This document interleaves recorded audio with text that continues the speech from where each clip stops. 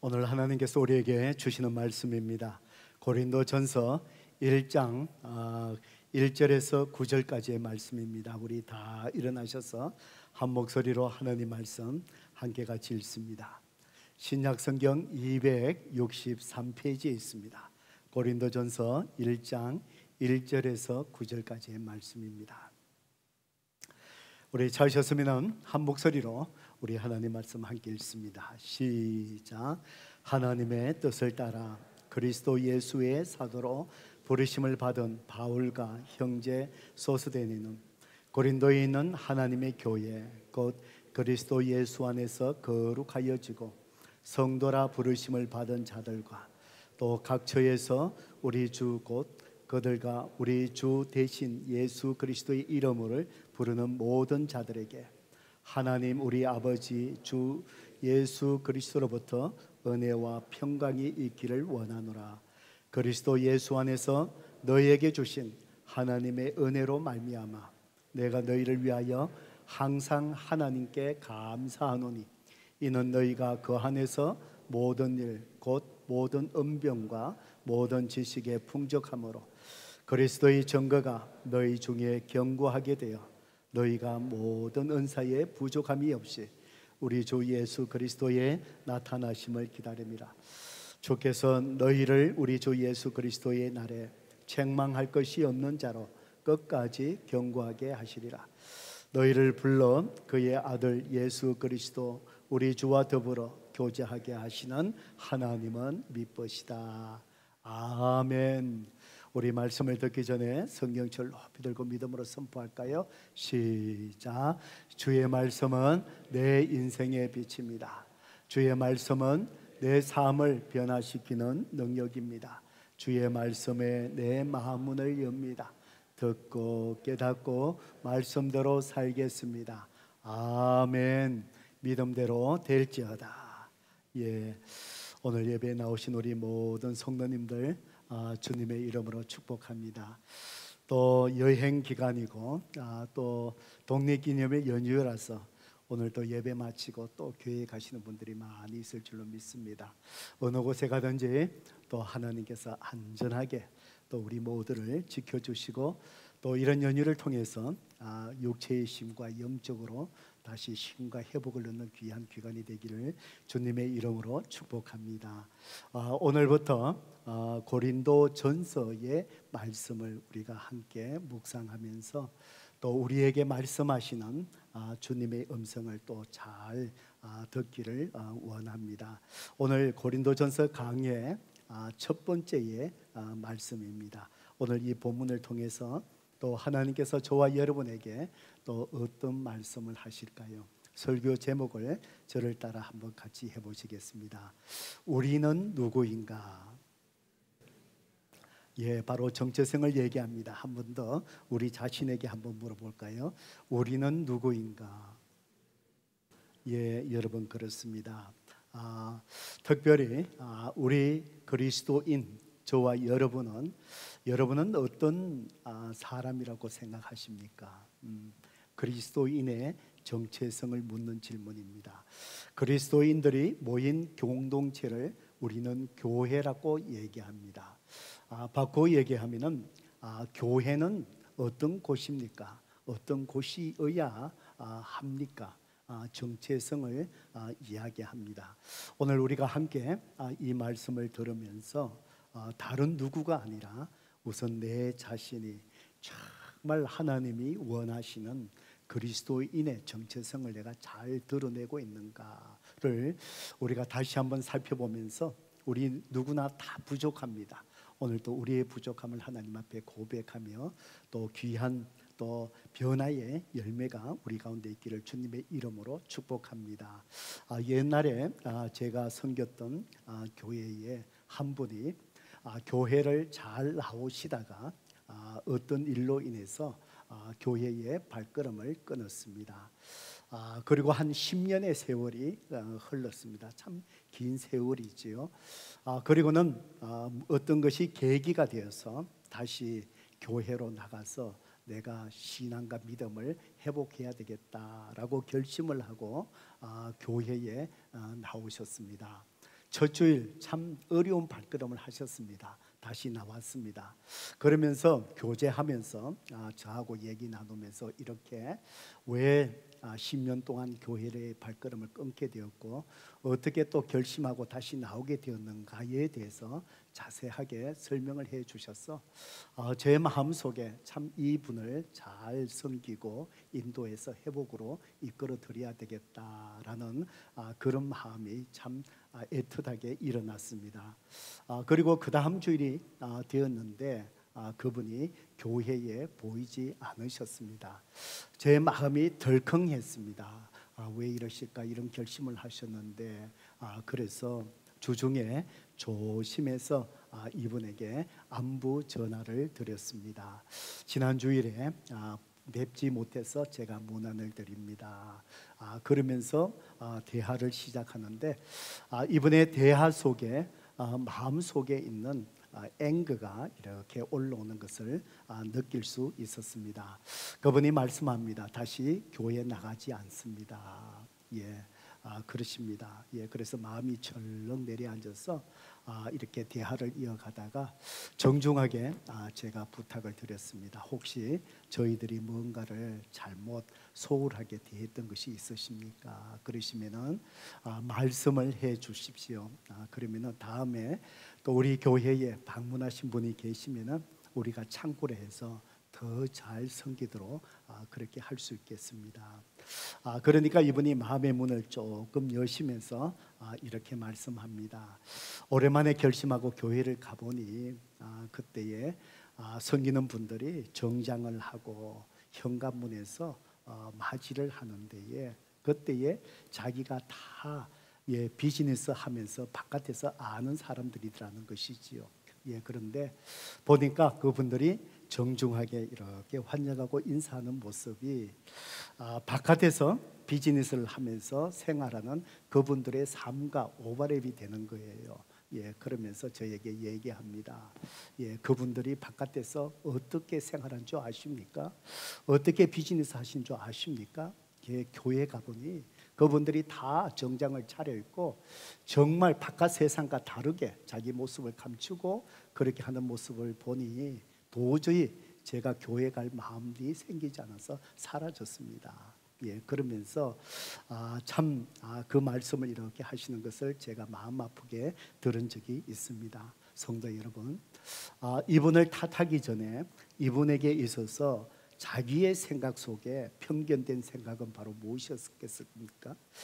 교회에 나오는 모든 사람들은 하나같이 허물이 없는 사람이어야 한다. 그런 삶을 살아내어야 된다라는 그런 자기의 생각을 가지고 있었기 때문에 그것이 눈에 참 시험이 되고 교회에 나오는데 방해가 되지 않았나 그런 생각을 하게 됩니다. 성도 여러분에게 제가 묻고 싶습니다. 교회는 정말 아무 허물이 없는 사람이 다니는 곳입니까? 허물이 있는 사람들만 다 있는 곳입니까? 다른 사람을 보지 말고 우리 자신들을 이렇게 생각해 보시면 되겠지요. 문제 없고 완전한 사람들만이 교회에 다녀야 되고 교회에 나오는 그런 사람일까요? 또 완전한 사람만이 모여 있는 그런 교회가 이 땅에 어디에 있을까요? 여러분, 결코 이 땅에는 완전한 교회, 완전한 사람, 허물 없는 사람이 모여 있는 교회는 아마 없을 것이라고 여러분은 동의하실 것입니다. 저를 포함해서 우리 모두는 완전하지 않습니다. 어떤 면에서 주님을 닮아간 변화된 모습보다도 오히려 우리에게는 허물이 더 많은 사람이 아닐까 그런 생각을 합니다.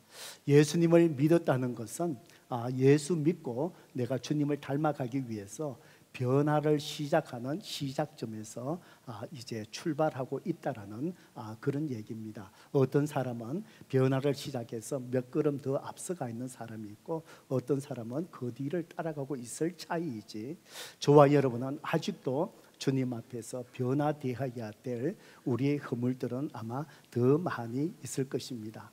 저는 종종 이 교회에 대해서 얘기할 때 누구누구를 상처를 받고 누구 때문에 교회를 못 나게 하겠다, 뭐 이렇게 앞서 오래전에 만난 분이 얘기한 것처럼 그렇게 말씀할 때 저는 종종 이렇게 권면합니다. 예, 교회는 공사 중에 있는 공사터와 같습니다. 그렇게 얘기합니다.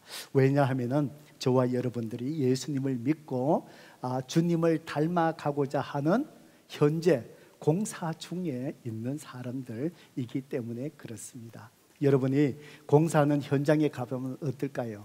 불편합니다. 그렇죠? 불편합니다. 조금 더 공사하는 현장에 가까이 가보면 이 새 창살에 걸려가고요, 내 옷이 찢어지기도 하고요, 때로는 그 밑에 있는 여러 가지 돌뿌리에 걸려서 넘어지기도 하고, 심하면 어떻습니까? 바닥에 있는 못을 잘못 밟아갖고요, 못에 찔리기도 하고, 공사의 현장에 가면은 다 이렇게 불편할 수밖에 없습니다.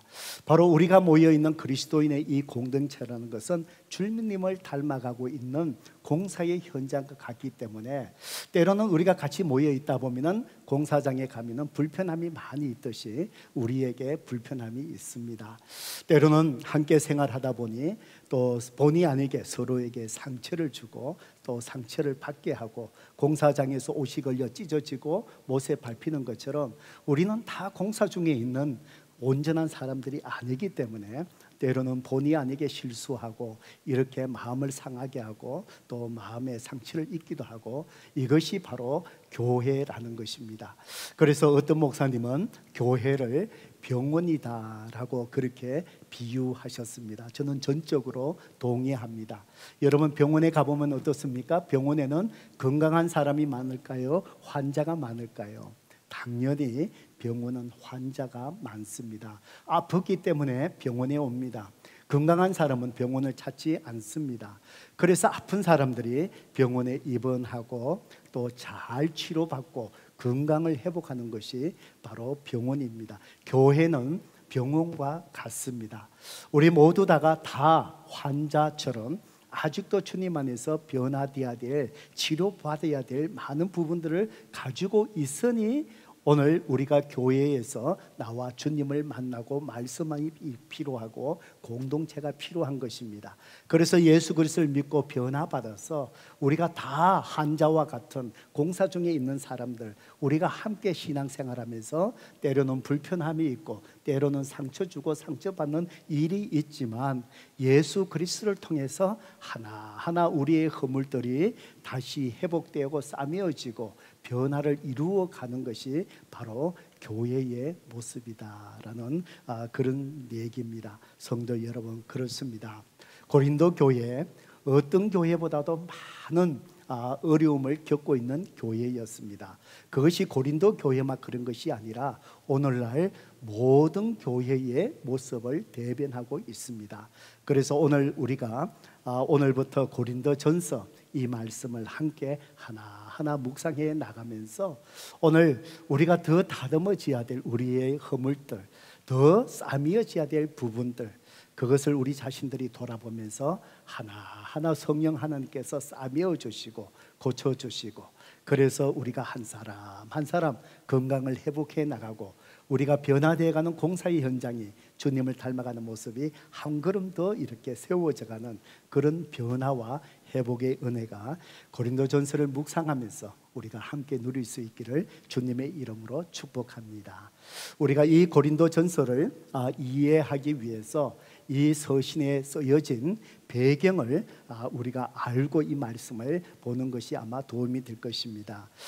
이 고린도전서는 사도 바울이 에베소에서 3차 선교 여행을 시작하면서 거기에서 고린도 교회에 일어나는 여러 가지 어려움을 이제 듣고 그 문제에 대해서 이렇게 하십시오라고 겉면으로 보낸 편지가 고린도 전서인데에 이 편지가 쓰여진 것이 주후 56년경입니다. 1세기죠. 56년경입니다. 그때에 이 고린도 도시에 얼마나 많은 사람들이 살고 있었느냐? 60만이 살고 있었답니다.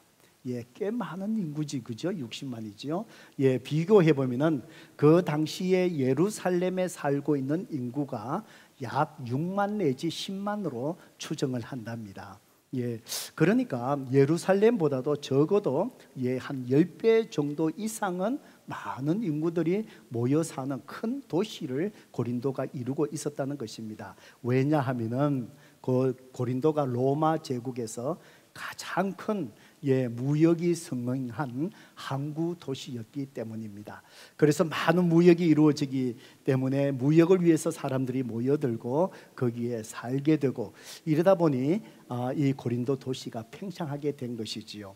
그러니까 이 많은 이 부가 쌓여지고 무역이 이루어지고 외부의 사람들이 들락날락거리고 외부에 또 좋은 문화 나쁜 문화들이 들락날락하게 되겠지요. 이러다 보니 고린도 이 도시가 어떨까요? 어떤 도시보다도 도덕적으로 굉장히 타락한 도시였다라고 그렇게 합니다. 그뿐만 아니고 이 고린도에 아프로디테 여신을 숭배하는 신전이 고린도의 중심에 자리 잡고 있었다라고 얘기합니다. 이 아프로디테 신전에서 이 아프로디테 신을 섬기는 여사제가 그 당시에 몇 명이나 있었느냐? 1000명의 여인의 여사제가 있었답니다. 그런데 그 신전에서 일어난 일들이 바로 뭐냐? 그 우상을 섬기면서 거기에서 음란이 행해지는 곳입니다. 어떻게 얘기하면은 아프로디테 신전의 여사제 1000명이라고 여사제라고 얘기하지만 좀 거칠은 표현을 쓰자면은 바로 무엇이냐? 장녀들입니다. 장녀들입니다. 이것들이 이 우상의 신전에서 여러 가지의 이유를 통해서 모든 성적인 타락, 음란이 그 도시에서 지금 신전에서 이루어지고 있었던 것이지요. 이 정도로 고린도라는 도시가 많은 사람들이 모여들고 왔다 갔다 하고 도덕적으로 타락하고 우상을 섬기면서 성적으로 문란한 도시였습니다. 그때 그 지역에 사도 바울이 2차 선교 여행을 하면서 이제 그리스 아테네를 지나서 고린도에 가서 복음을 전했는데 그때 복음을 듣고 이렇게 타락한 도시에 살던 사람이 예수님을 믿고 세상과 단절하고 결단하고 주님을 따르겠다라고 하면서 세워진 교회가 고린도 교회인 거예요. 그러니까 이 고린도 교회가 얼마나 대단한 교회입니까? 정말 세상적으로 도덕적으로 타락해가는 큰 분위기 물결 속에 있는데 거기서 복음을 듣고 구원받아서 그리스도인들이 교회를 세운 이 고린도 교회. 그러다 보니 참 귀한 교회지만 또 큰 이 고린도 교회의 도전이 바로 뭘까요? 그리스도인이 되었지만 아직도 고린도라는 그런 세상의 문화, 도덕적 타락 속에서 살아갔던 사람들이 예수 그리스도를 믿고 새로운 삶을 살아가겠다라고 결심했지만 아직도 그것을 온전히 버리지 못한 것이 교회 안에 스며도 들어온 거예요. 그리고는 교회 바깥에 이 세상의 음란한 문화, 어둠의 문화, 이런 것들이 세상의 문화들이 너무 강하다 보니까 그것이 교회 안에 들어오기 시작하고 그리스도인들이 그 속에서 또 자기가 살아가야 되니 얼마나 많은 도전이 되고 또 세상 속에 동화되어 가겠습니까? 그러다 보니 고린도 교회가 이런저런 문제들이 많이 일어나게 된 것이지요. 그래서 사도 바울이 이제 여러분 성경을 한번 펴서 1장 11절을 한번 보시기 바랍니다. 내 형제들아, 글로에의 지편으로 너희에게 대한 말이 내게 들리니 곧 너희 가운데 분쟁이 있다는 것이니라. 그래서 사도 바울이 에베소에 머물고 있는데 고린도에 살고 있는 글로레라는 집의 사람들이 와서 사도 바울에게 얘기해 주는데, 사도 바울 선생님, 고린도의 교회에 이런 어려움들이 참 많이 있습니다. 특히 무엇에 대해서 얘기하지요? 성도들 간에 당파를 지어갖고 서로 다툼을 이루는 분쟁이 있습니다. 이 얘기를 사도 바울에게 얘기해 준 거예요. 그래서 사도 바울이 거기에 대한 얘기를 듣고 얼마나 마음이 아플까요? 저 선교 2차 여행 때 거기에 가서 그 문화 속에서도 교회를 세우고 예수 믿는 이 사람들인데 이 교회가 잘 자랐으면 좋겠는데, 좋은 소문이 들렸으면 좋겠는데, 여러분, 교회를 세운 목회자의 마음, 또 저도 이 교회를 정말 기도로 눈물로 이 교회를 세우며 지금까지 오다 보니 이런 소식을 들으면 가슴이 메어지지요. 사도 바울의 심정이 느껴집니다. 그 교회를 두고 이제 떠나왔을 때에 혹시나 그 문화 속에서 이 교회가 잘 버티고 이겨나갈 수 있을까? 아마 사도 바울이 밤낮으로 고린도로 교회를 위해서 기도할 수밖에 없었을 것이라 생각합니다. 그런데 글로의 집에서 온 소식을 들어보니 기쁜 소식보다도 이런 어두움의 소식이, 그래서 사도 바울이 이제 1장부터 4장에 보면은 글로의 집의 사람으로부터 들은 이 분쟁에 대한 문제를 고린도 교회의 성도들이요, 이렇게 하세요, 이렇게 하세요 라며 겉면을 써놓은 이 서신이 고린도 전서입니다. 그리고 여러분 또 7장 1절을 또 한번 같이 펴봅니다. 7장 1절에 펴보면은 너희가 쓴 문제에 대하여 말하면 남자가 여자를 가까이 함이 좋으나, 그러면서 여기에서 또 알 수 있는 것은 바로 뭔가요? 고린도 교회가 사도 바울에게 너희가 쓴 문제에 대해서, 사도 바울 선생님, 우리 고린도 교회에 이런 어려움들이 있습니다. 그리고는 특별히 여기에서 뭐지요? 남자가 여자를 가까이 아니함이 좋으니 결혼의 문제입니다. 우리가 그리스도인들이 결혼을 해야 됩니까? 하나님 앞에 헌신의 삶을 살아가기 위해서 독신으로 살아가야 됩니까? 등등 여러 가지 문제들, 사도 바울에게 편지로 써서 사도 바울에 보낸 거예요.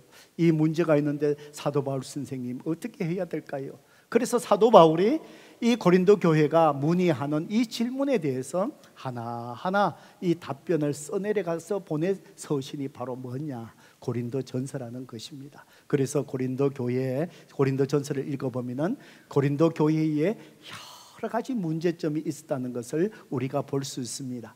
1장에서 4장에 보면은 성도들 간의 다툼, 분쟁이 있었습니다.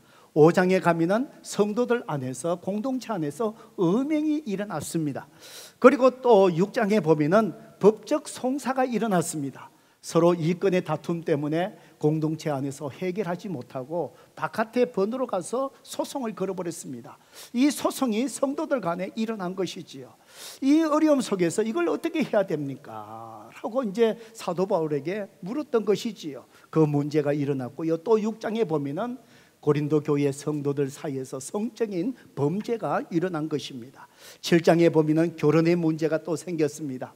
8장에서 10장까지 보면은 우상 앞에 드려진 이 제물들 먹어야 됩니까? 먹지 않아야 됩니까? 이것 때문에 성도들 간에 갈등이 생긴 것이에요. 어떤 사람은 믿음으로 먹어도 된다, 어떤 사람은 먹으면 안 된다. 그러니까 먹는 사람 보고 정죄하지고 따라 먹다가 자기의 죄책감 속에서 막 힘들어하지요. 서로 고린도 교회 속에서 먹으면 안 된다, 먹지 말아야 된다, 이것 때문에 정죄하기 시작하고 서로 이것 때문에 불편해지기 시작하는 거예요. 우상에게 드려진 제물들, 이것 때문에 어려움이 있었습니다.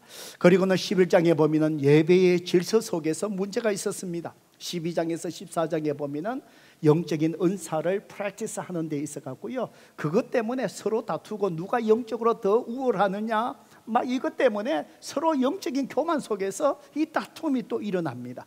그리고 15장에 가면은 부활의 문제에 대해서 많은 질문들을 갖게 됩니다. 그리고는 16장에 가면은 성교와 연보하는 데에 대한 또 어려움들이 있었던 것 같습니다. 등등등등. 고린도 교회에 보니까 참 문제들이 많지요. 이것은 바로 오늘날 모든 교회들이 정도의 차이가 있지만 우리가 부족한 사람들, 공사 중에 있는 사람들, 이 세상적인 참 이런 세속적인 문화가 우리를 엄습해 오는 이 세상 속에 있는 오늘날 우리의 교회들이 겪는 어려움들이 아닐까, 그런 생각을 합니다. 성도 여러분, 오늘 우리가 읽었던 고린도 전서의 이 서신을 시작하면서 눈여겨보아야 될 것이 무엇인 줄 아십니까? 편지잖아요. 편지는 어떻습니까? 보내는 사람이 있지요. 받는 사람이 있지요. 편지를 쓰면 어떻게 합니까? 제일 처음에 무난 인사를 합니다. 그리고는 하고 싶은 내용은 쭉 쓰지요. 마지막에 가면은 어떻습니까? 마지막 인사를 하지요. 이 편지의 형식이 그대로 고린도 전서에도 서신이다 보니 갖추어져 있습니다. 여러분 어떻습니까? 서울의 시골에서 유학 온 학생이 부모에게 편지 씁니다. 아버지, 부모님들 전상서 받는 사람 쓰지요? 예, 만물이 결실하는 이 가을을 맞이하여 부모님들 다 평안하십니까? 인사하잖아, 그지요? 예, 그리고는 뭐지요? 다름이 아니오라. 그러면서 하고 싶은 말을 쓰잖아요. 부모님, 이번 달에는 하숙비가 안 올라왔네요. 어떻습니까? 빨리 보내주세요. 그리고는 이제 마지막에 부모님이 곧 보내주실 것을 믿고 미리 감사드립니다. 이렇게 하면서 안녕히 계세요. 또 소식 올리겠습니다. 그렇잖아, 그지요? 예. 그래서 사도 바울도 이 편지를 시작하면서 고린도 교회 성도들에게 따뜻한 인사를 합니다. 자, 여러분 1장 1절, 2절, 3절을 오늘 이 말씀만 같이 봅니다. 같이 한번 볼까요? 우리 한번 같이 읽어봅니다. 시작. 하나님의 뜻을 따라 그리스도 예수의 사도로 부르심을 받은 바울과 형제 소스데는 고린도에 있는 하나님의 교회 곧 그리스도 예수 안에서 거룩하여지고 성도라 부르심을 받은 자들과 또 각처에서 우리 주 곧 그들과 우리의 주 대신 예수 그리스도의 이름을 부르는 모든 자들에게 하나님 우리 아버지와 주 예수 그리스도로부터 은혜와 평강이 있기를 원하노라. 이 따뜻한 인사를 하는데 여러분 이 인사를 같이 읽어보니까 어떻습니까? 왜 이래 인사를 길게 하나 장황하나 이런 생각이 들지 않습니까? 1절에 보세요. 예, 뒤에 보면은 바울과 형제 소스데가 이제 뭐지요? 3절에 보면은 이렇게 인사합니다. 은혜와 평강이 여러분에게 있기를 원합니다 라고 안부 인사를 묻지요. 그러면서 2절은 바로 뭐지요? 편지를 받는 사람이 누구인가에 대해서 얘기합니다. 고린도에 있는 하나님의 교회, 바로 고린도 교회 성도들에게 보낸 것이지요. 예, 그러면서 뒤에 장황하게 사도 바울이 설명을 합니다. 그러니까 2절의 이 말씀은요 길게 쓸 것이 아니라 한마디로 얘기하면 어떻게 설명이 될까요? 고린도 교회 성도들께 이렇게 하면 끝날 얘기예요. 그러면 될 얘기인데 고린도에 있는 하나님의 교회 그러면서 뒤에 장황하게 설명을 합니다. 성도 여러분, 그런데 왜 사도 바울이 고린도 교회 성도님들께 간단하게 하면 얘기를 왜 이렇게 풀어서 장황하게 고린도 교회 성도들이 어떤 사람인가에 대해서 장황하게 설명하는 이유가 여러분 왜 그럴까요? 왜 그럴까요? 저는 이 말씀 이렇게 보면서 확신이 드는 것은 바로 무엇이냐?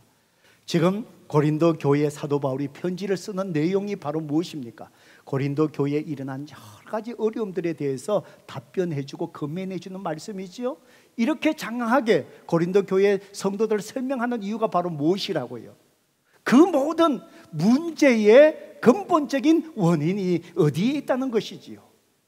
고린도 교회 그리스도인의 성도들이 어떤 사람인가? 우리는 누구인가? 여러분은 어떤 사람인가? 이 정체성에 대한 혼란이지요. 그리스도인이 어떤 사람이고 당신들이 어떤 그리스도인은 누구이고 교회라는 것은 도대체 어떤 곳이 교회인가?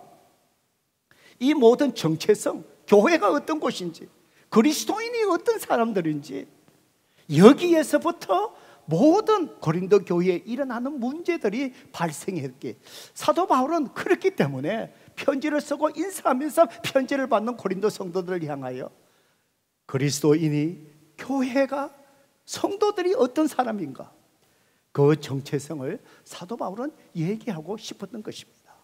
성도 여러분, 그렇습니다.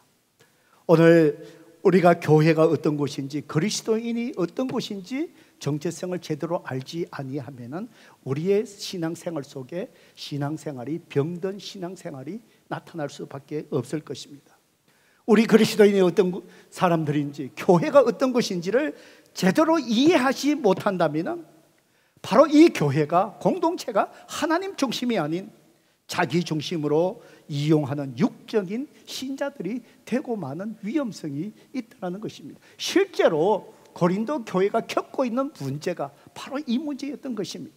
그래서 사도 바울은 고린도 교회 성도들에 대해서 따뜻한 인사를 하면서 장황하게 그리스도인은 누구이고 교회가 어떤 곳인가에 대해서 사도 바울은 먼저 긴 인사를 그렇게 장황하게 늘어놓는 것입니다. 성도 여러분, 그렇습니다. 저와 여러분 어떤 사람일까요? 그리스도인. 저와 여러분의 정체성은 무엇일까요? 우리가 모여있는 이 교회, 하나님이 세우신 이 교회, 예수의 피값으로 세우신 이 교회, 우리 그리스도인의 무리 공동체, 이곳은 어떤 곳일까요? 어떤 곳일까요? 오늘 사도 바울은 오늘 우리에게 두 가지를 마음에 꼭 정체성을 새기라고 말씀을 합니다. 첫 번째로 성도 여러분, 그리스도인들은요, 세상의 기준으로 살아가는 자가 아니라 하나님의 뜻, 말씀의 가치로 사는 자들이다. 오늘 이 점을 사도 바울은 강조하고 있습니다. 고린도전서 1장 2절 말씀 성도 여러분 다시 볼까요? 고린도에 있는 하나님의 교회, 그러면서 첫 번째로 설명합니다. 곧 그리스도 예수 안에서 어떻게 해요? 거룩하여지고 성도라 부르심을 받은 자들이다. 이것을 먼저 기억시켜 줍니다. 그리스도 예수 안에서 거룩하여지고, 시제가요 현재 분사입니다. 완료입니다. 저와 여러분은요 거룩해지려고 하는 사람이 아니라 예수 그리스도의 피로 우리를, 그리스도인 저와 여러분은, 하나님은 이미 거룩한 자로 세워주셨습니다. 그렇게 선포하셨습니다. 우리는 거룩한 자다. 그러면서 성도라 부르심을 받은 자들이다. 성도가 바로 무엇이죠? 거룩한 백성이라는 것이지요. 그런데 우리가 어떻게 거룩해졌습니까? 부르심을 받은 자들이다. 어디에서요? 세상, 거룩하지 못한 세상, 특별히 고린도가 어떤 도시였다고 제가 얘기했습니까? 온갖 도덕적으로 타락하고요, 세상의 무역이 왔다 갔다 하고요, 온갖 음란의 행위가 벌어지고요, 그 속에서 너희들이 예수 그리스도의 피로 부르심, 세상에서 불러내어서 예수 그리스도의 피로 너희들을 어떻게 했다고요? 거룩한 자로 하나님이 삼아 주셨다. 이것이 그리스도인 너희들이다. 정체성을 이야기하는 거예요. 그래서 무슨 얘기입니까? 고린도 교회의 성도들이요, 여러분 그리스도의 피로 세상에서 이렇게 불러내어서 거룩한 자로 삼아 주셨기에 여러분의 삶은 세상의 가치를 쫓아가는 삶이 아닙니다. 세상의 기준으로 사는 삶이 아닙니다. 세상의 문화를 쫓아가는 삶이 아닙니다. 여러분은 그 문화의 파도 속에, 그 폭풍의 물려 속에서도 여러분은 오직 나를 향한 하나님의 뜻이 무엇이며 하나님이 원하는 말씀의 가치가 무엇인지, 이 세상 속에서 하나님의 뜻과 말씀만을 붙들고 살아가는 것이 여러분 고린도 교회 성도들이고 우리 그리스도인입니다. 바로 이 말씀이지. 왜요? 고린도 교회가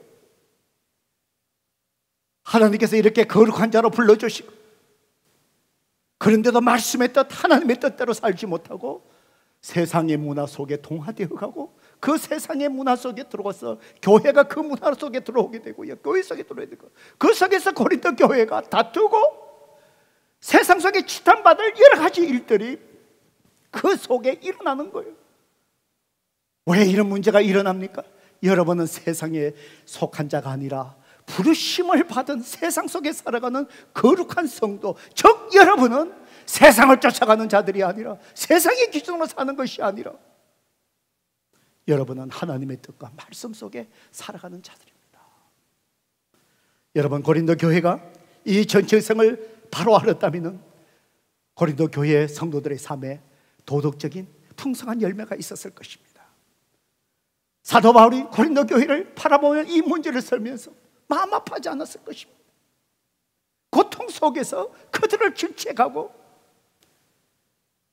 아픈 말을 하고 그들에게 거룩한 하나님의 백성, 하나님의 말씀 속에 반듯하게 주의 뜻을 구하며 살아가는 자이라는 것을 그들에게 지금 인사 속에 무거운 말을 전하고 있는 것이죠. 성도 여러분, 그렇습니다. 오늘 저와 여러분이 이 세상에, 우리의 삶 속에 많은 세상의 문화가 흘러갑니다. 강렬하게 또 다른 세상의 문화들이 침범해가 들어옵니다. 오늘 저와 여러분의 그 삶, 우리 공동체의 삶, 여러분의 가정의 삶, 세상의 기준으로 살아가는 것이 아니라, 세상의 기준으로 판단하고 행동하는 것이 아니라, 세상의 뜻에 따라 세상의 관점에서 말을 하는 자들이 아니라, 나를 향한 하나님의 뜻, 이 교회를 향한 하나님의 뜻, 그것이 무엇인가를 구별하고 세상 사람과 다른 오직 말씀의 가치, 주님의 뜻 속에 우리가 행동하고 살아가는 그리스도인, 그런 전체생을 저와 여러분이 잘 지켜갈 수 있기를 주님의 이름으로 축복합니다. 오래전에 읽었던 빌 하이브레스 목사님의 쓴 책 속에 예수를 전념시키는 그리스도인, 아주 오래된 책입니다. 내가 가는 곳마다 예수를 전념시키는 그리스도인의 그 빛과 소금이 되는 삶을 얘기하면서 몇 가지 그리스도인의 구별된 삶을 얘기했던 것이 마음에 새겨져 생각이 납니다. 얘기합니다. 우리 그리스도인들은 세상 속에서 정직한 삶을 살아내라. 왜요? 이 세상은 정직하지 않기 때문입니다. 우리 그리스도인의 말에 정직함, 신실함이 있어야 됩니다. 말에 책임이 있어야 됩니다.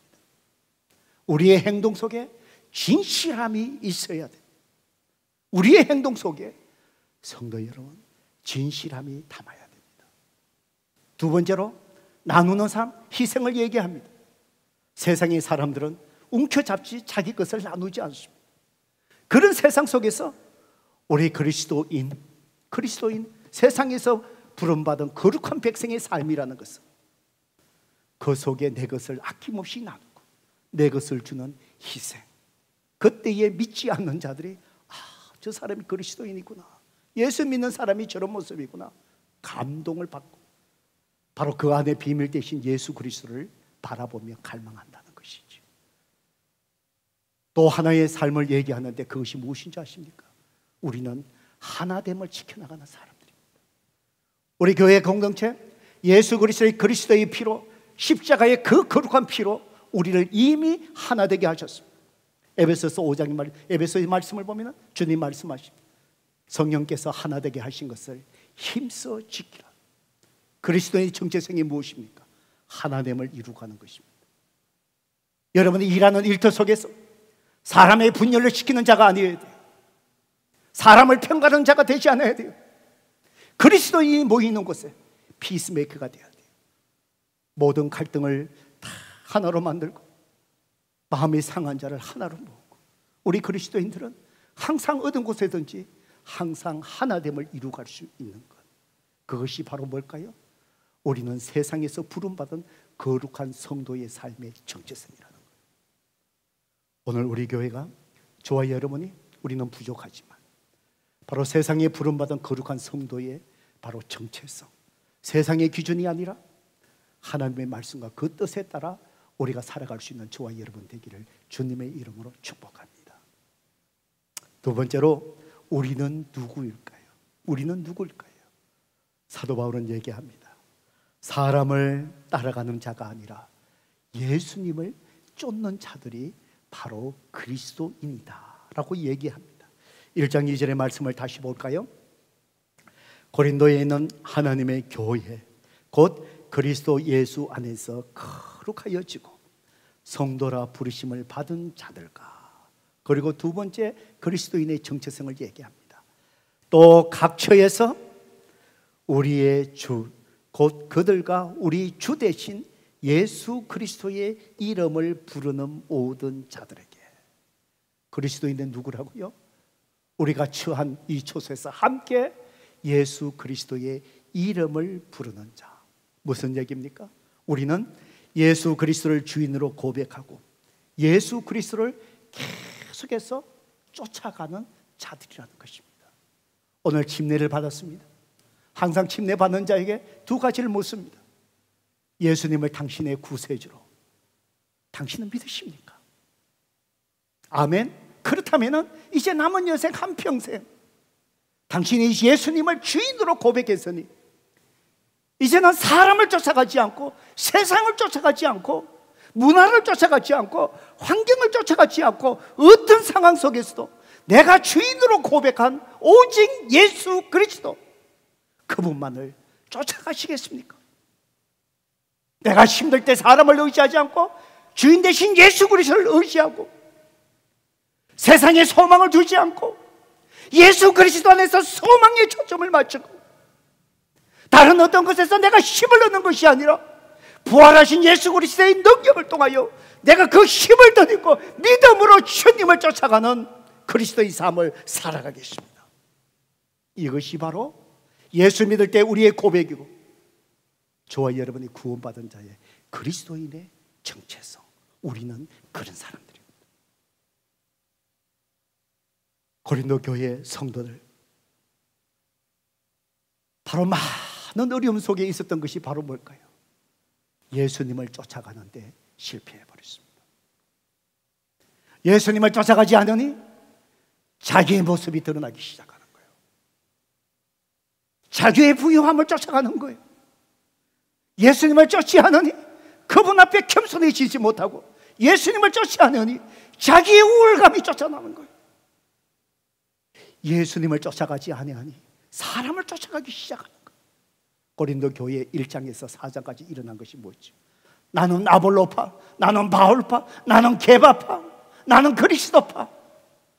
이 모든 고린도 교회의 이 어려움들 일어난 이유가 무엇일까요? 예수 그리스도 오직 주 대신 주님을 쫓지 아니하고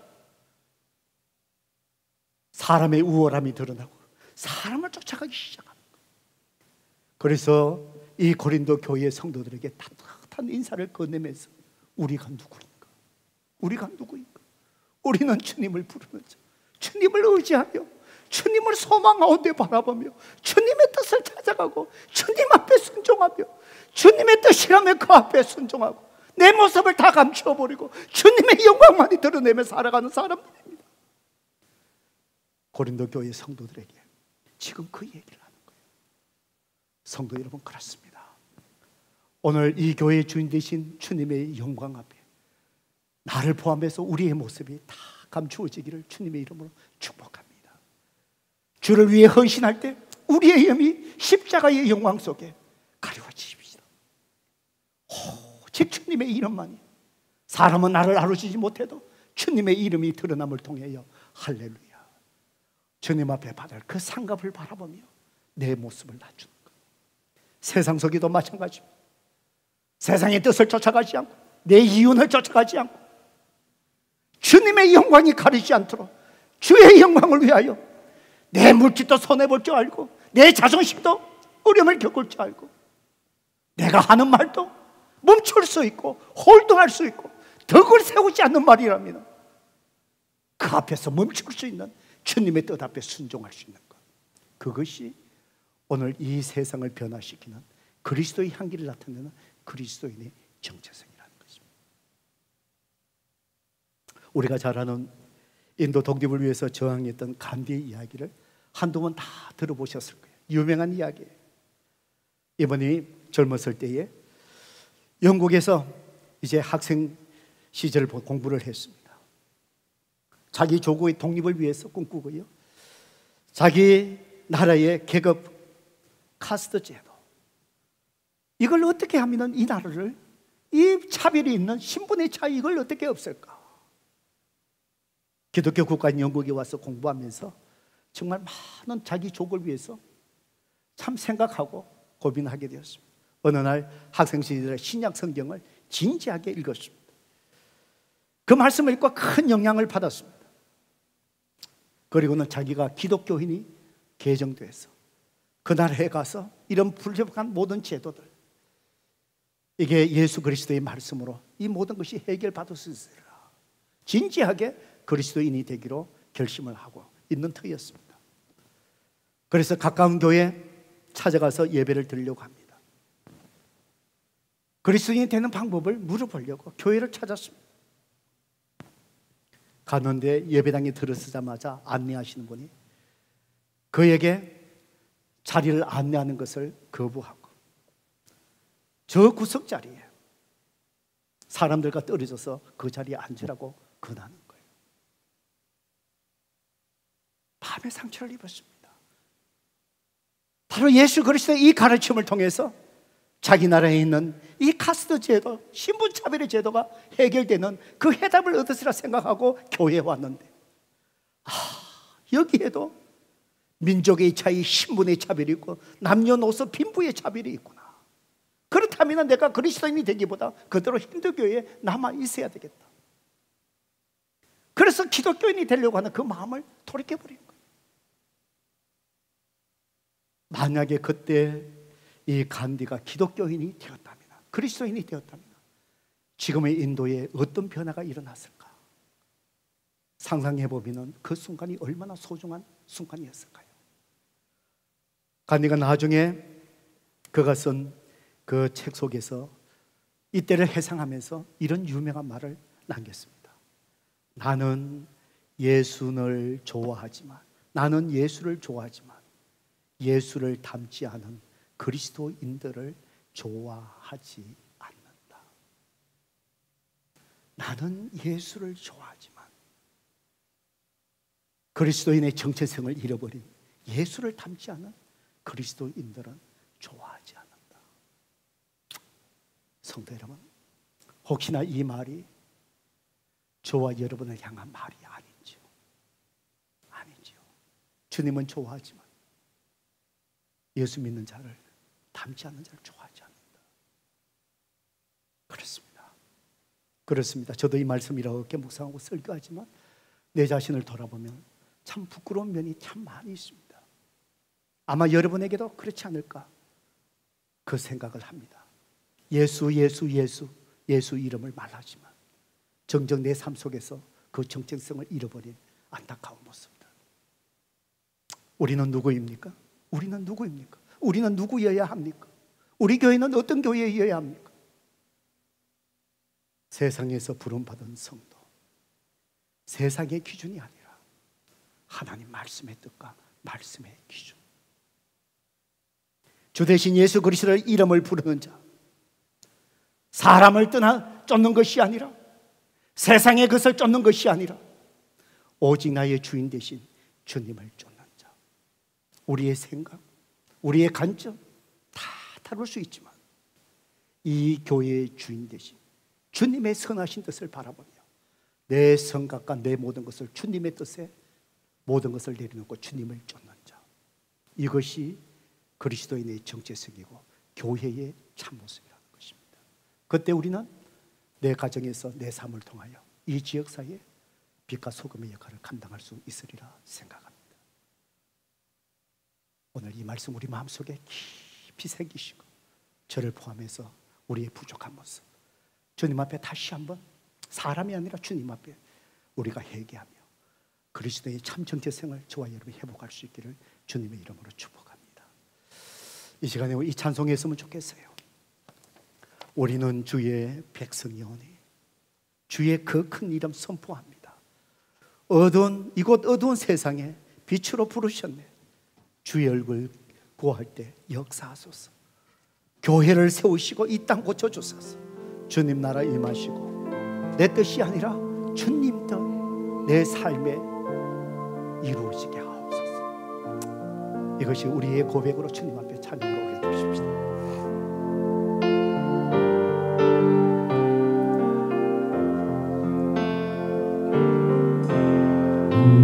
우리는 주의 백성이오니 주의 큰 일을 선포합니다. 이곳 어두운 세상에 빛으로 부르셨네. 주의 얼굴 구할 때 역사하소서.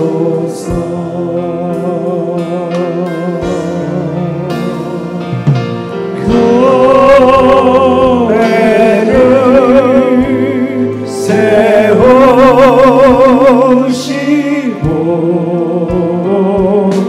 이 땅 고쳐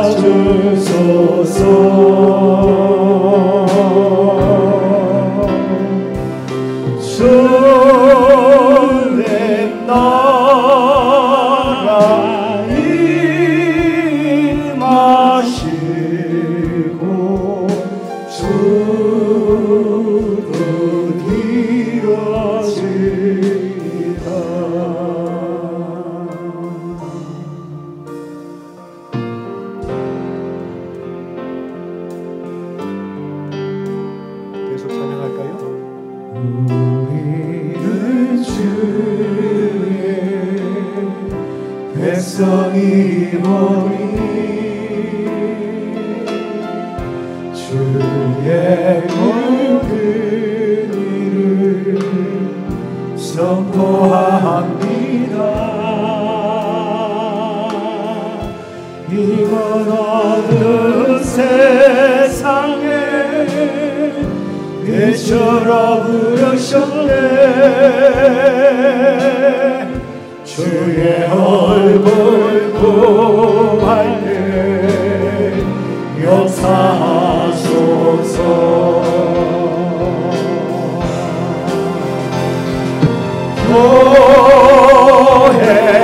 교회를 세우시고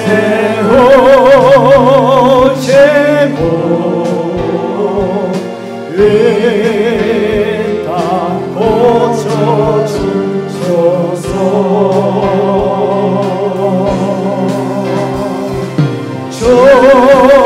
주님 나라에 가시고 주도 이루어지다. 교회를 세우시오.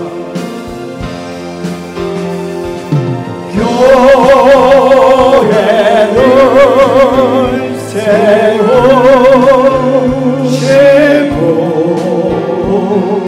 이 땅 고쳐주소서.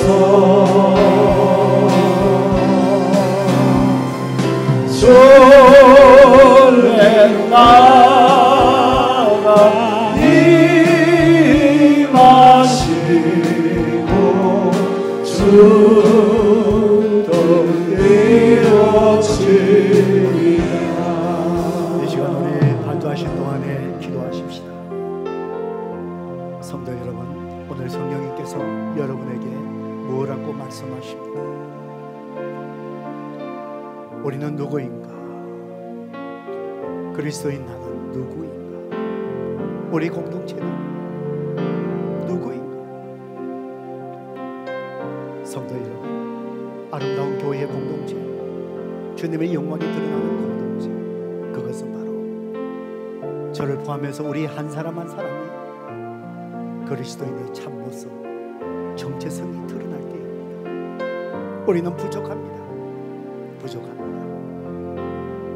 그렇지만 내가 그리스도인답게 살려고 애쓸 때 주님은 그렇게 살 수 있게끔 하시고, 그럼을 통해서 우리의 삶을 통하여 주님은 영광을 받으시는 것입니다. 성도 여러분, 그리스도인들은 세상에 부름받은 성도라 했습니다. 이제는 더 이상 세상의 가치로, 세상의 기준으로 사는 것이 아닙니다.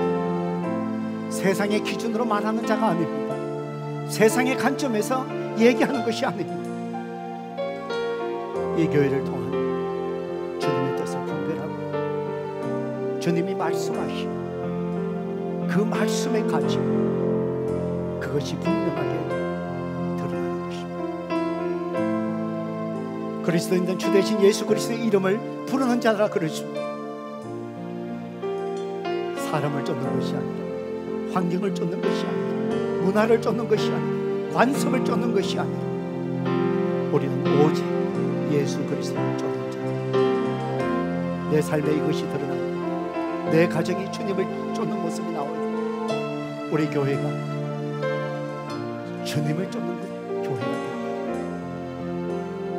오늘 하나님께서 여러분에게 말씀하신 것이 무엇입니까? 피하지 마십시다. 주님 앞에 순종하며 결단하십시다. 이 시간 우리 한 목소리로 오늘 말씀을 의지하여 주님 앞에 기도하겠습니다. 기도하십시다. 아버지, 주님의 말씀 앞에 우리 자신을 아직도 주님을 쫓는다 그러지, 부족한 모습이 너무 많습니다. 정말 주님의 뜻을 쫓지 못하고 하나님의 말씀의 가치 위에 굳건하게 서지 못하고 우리가 떠르는 세상의 관점으로 판단하고 세상의 관점으로 바라보고 세상의 논리대로 말하고, 참으로 우리의 부족한 모습, 아직도 있습니다. 아버지 하나님, 오늘 이 자리에 우리 모든 성도 각자에게 주님 성령께서 말씀하여 주셔서 오늘도 하나님 앞에 결단하는 정말 우리 한 사람 한 사람이 주님 앞에 바르게 서게 하옵소서. 이 교회가 주님 앞에 바르게 서게 하시고 그럼을 통해서 우리의 가정 주님 앞에 바르게 서게 하여 주시옵소서. 정말 주님을 닮아가는, 주님을 쫓아가는 정말 병원 같은 이 공동체, 정말 봉사 중에 있는 우리 공동체, 예수 그리스도를 통해서 한 사람 한 사람 주님을 닮아가는 변화의 기쁨이 일어나는 정말 귀한 공동체로 삼아주시고, 오늘도 모든 성도들이 그리스도의 이 정체성을 다시 한번 해보고 주님 앞에 바르게 서시고, 오 하나님, 우리를 인도하여 주시고 우리를 이끌어 주시옵소서. 오 주 하나님 감사합니다. 예수 그리스도의 이름으로 간절히 기도드리옵나이다. 아멘. 이 시간 우리 다 일어나셔서